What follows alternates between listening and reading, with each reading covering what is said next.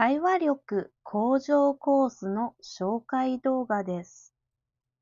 会話力向上コースは全部で20レッスンあります。文法10レッスン、仕事で使うコミュニケーション5レッスン、場面別5レッスンを用意しています。内容を見ていきましょう。文法は外国人にとって難しい、また間違えやすい文法を取り上げています。例えば、自動詞と他動詞、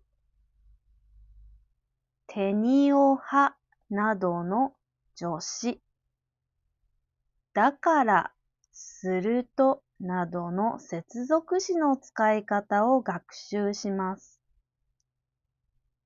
さらに、肯定アクセント、同音異義語、比べて学ぶ日本語の発音といったレッスンで正しい日本語の発音が練習できます。声に出して何度も練習をしましょう。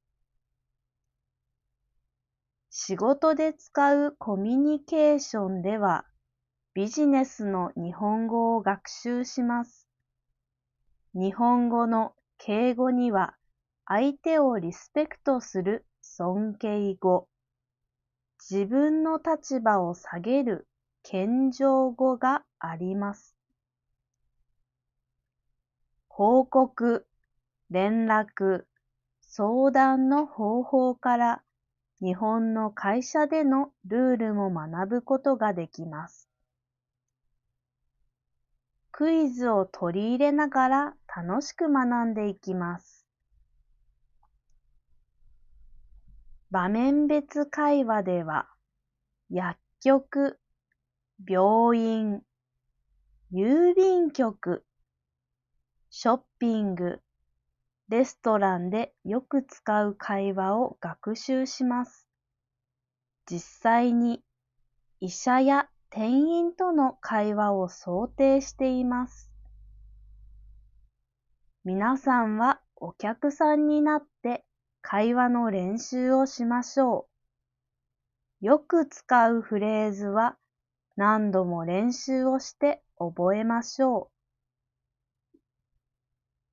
皆さんが楽しんで日本語を学習できるように、イラストをたくさん使って教材を作りました。